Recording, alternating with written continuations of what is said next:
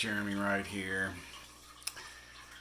Yeah, that's my reflection with the Beatles shirt. Sorry about that. Could have worn a dark shirt, but whatever. I'm going to show you something cool. So see this rather large, this is a 37-gallon tall tank. It's got some aquaponic stuff going above it. Got some janky lighting going up there. Yay! But check out what's going on down here in the middle of this Amazon sword, a Kinodorus sword. Again, sorry for reflection. We have a thing going on. What is it? It's an imposter. See that little imposter in the middle? That's actually a Java fern pretending to be an Amazon sword. It's sort of linked up through the process of floating around the tank, snagged the middle of the Echinodorus plant, the sword, and now we've got a lance leaf Java fern that just sort of naturally grabbed onto something else shaped like it. And I think I'm gonna let it grow and just see what happens down there. So we'll zoom out a bit. It's kind of an interesting view. I should have held it at that magnification. We're about 2 times zoom right now. Yeah, and there's an earshot. Haha. Anyway, yeah. So this is a kind of interesting tank. Let's get a view of it. In here,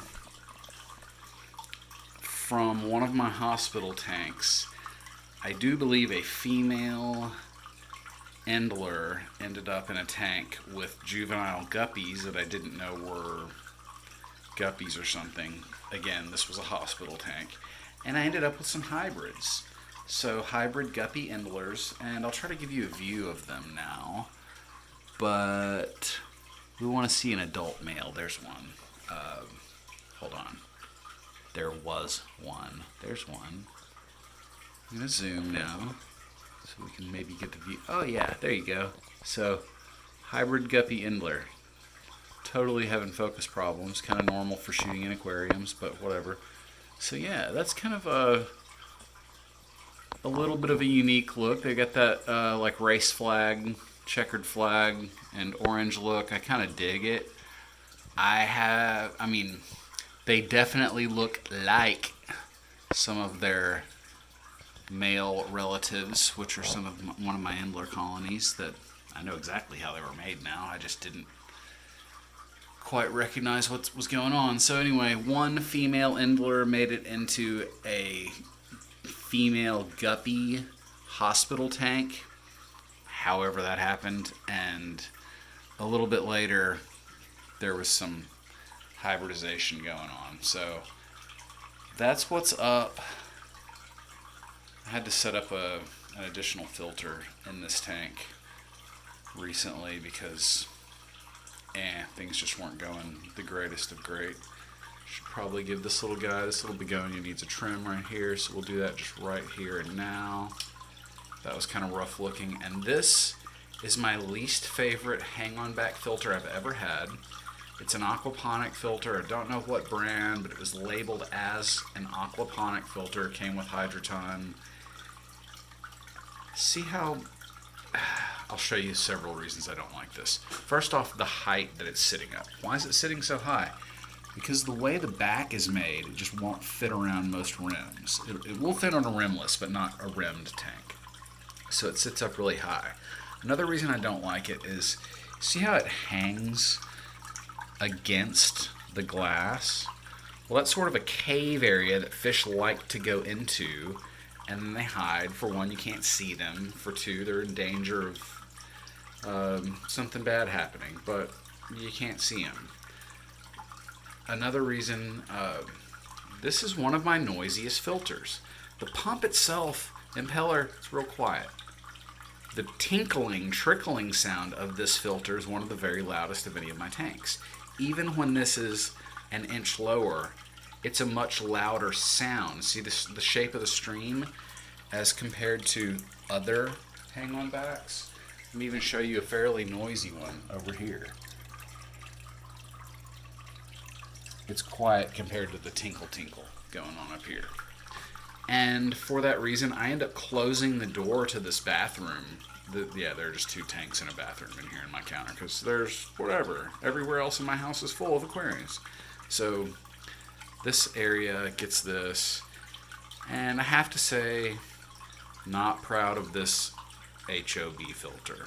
Otherwise, super cool tank. This aquarium has only been set up for a few months. I don't know exactly how long, but it was really established because that Amazon sword in the middle was outgrowing a 20-gallon tall that it was in. So this tank's roughly twice the size, almost twice the height, twice the volume, much bigger place for this big sword to grow. And as of right now, this is the largest one that I have here, but I just saw a nice set of photos of a big giant mama sword that I sold to a friend with a local fish store probably a year ago. And it was the parent plant of this sword as well, and she's now got just oodles and oodles of baby plants that came from this one. So I know this is a good line. I'm happy with it. The tank is pretty interesting. Soil over or soil under black sand, and it's just kind of an interesting tank. So probably 3 types of Java fern in the bottom, the big sword. There's also Proserpinaca, Riccia, water sprite. What else is down in there? Probably a bit of Siswasser tang. There are the Arista, Asian watergrass, and then, yeah, some little floaty ferns that broke off from their parent. And, yeah, a little bit of duckweed. I kind of picked that out from time to time. Otherwise, kind of interesting tank. It does what it does. It is what it is. And I'm enjoying it. Again, 30 gallon. You know what? I was telling you wrong this whole time. My 37 gallons in the other room. This is a 30 something gallon. I'll probably have to measure it. Anyway, don't believe the guy holding the camera. They never know anything. Hope you guys have a great day. Catch you later.